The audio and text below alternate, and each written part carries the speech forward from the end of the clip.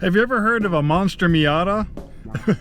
We all know the Miata. It's a small little roadster, two-seat roadster that Mazda made, and it had a very economical four-cylinder engine which gave it enough power to be fun, but not enough power to be super fast.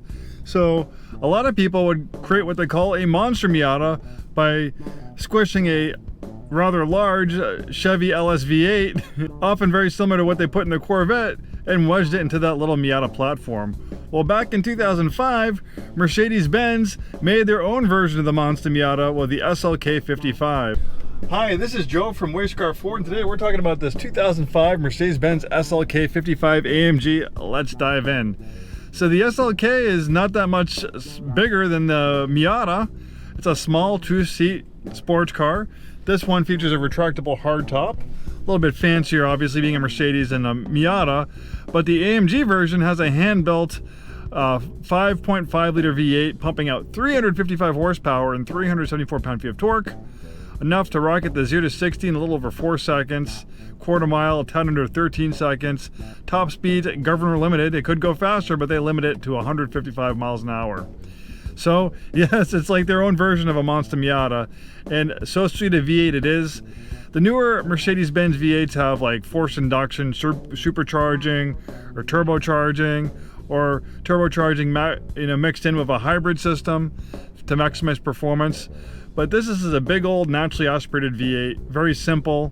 I think they tend to be a little bit more reliable than some of the more complex V8s that came along from AMG with forced induction. That's just my own personal opinion, but I'm sure you can back that up with some research yourself. And this thing sounds absolutely heavenly. Even better when it's unobstructed by a roof. And this is a beautiful example of a car that's 20 years old, definitely above average condition. Generally, we don't sell cars that are 20 years old on our lot. We're very picky about what we sell. They need to be in above average condition. They need to pass our rigorous safety mechanical inspection, which this one did. So if you're a fan of the SLK55 or looking for a sporty V8 small sports coupe, this is definitely one to consider. It has a sport-tuned suspension to handle that added weight in the nose with the V8 and also for sporty handling, and it will pamper you with luxury and technology. Even though it's 20 years old, this car has some nice features. Of course, we have a navigation system, dual zone climate control, but we also have heated seats and this really cool system. It's called an air Scarff system, and you see that little vent right there in the seat. Well, when you turn it on, it blows warm air on the back of your neck, so you can enjoy topless cruising in this vehicle when the temperature drops down below 50 degrees. You can wear a hat, a fleece, combined with the heated seats, the HVAC system, and the air Scarff. You can be nice and toasty. It's really nice. I had a Miata not too long ago, and I would cruise around in 45-degree weather with my fleece and beanie cap, and it was nice. I mean, think about people riding motorcycles, how cold they are. You're getting an open-air experience in a small car like this, kind of like a motorcycle, but you're much more comfortable and arguably a lot safer. The interior and exterior are in great shape, and this is like two cars in one with a retractable hardtop. When you have a cloth top, they don't look quite as good when the top's in the up position with the cloth top. They always look good in the down position, but this looks almost as good with the top up as it does with the top down. And with a cloth convertible top, it's susceptible to tree sap, sun damage, rips and tears.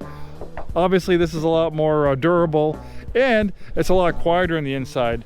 Generally, the cloth convertible tops don't have as good as noise insulation as a retractable hardtop. But this can turn into a beautiful drop-top convertible in a matter of, I don't know, 10, 15 seconds. And there we go.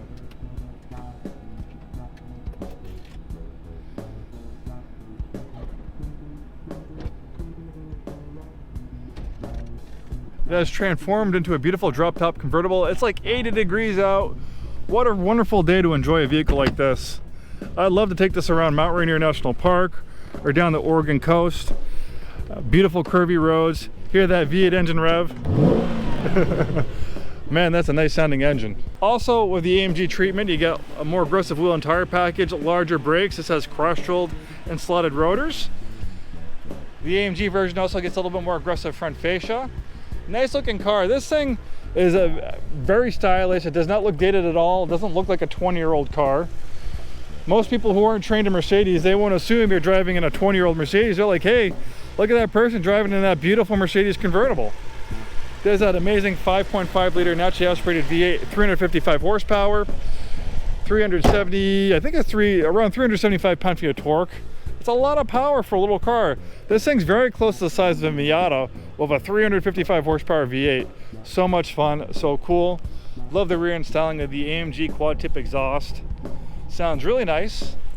And you do have to sacrifice a little trunk space when the top's in the down position, but you still retain a little bit of cargo space.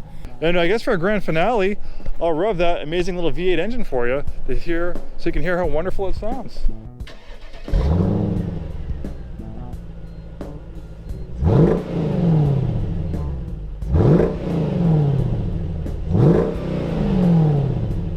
The engine revs well past 6,000 RPM. I was just barely getting over 3,000 RPM. So it sounds even better, and it's more exhilarating when you get this thing on the road and you're revving that engine, doing some performance driving, getting it closer to redline. What a beautiful car, what a unique car. This thing's a beautiful example. Thanks so much for taking the time today to watch this video, and hope to see you soon.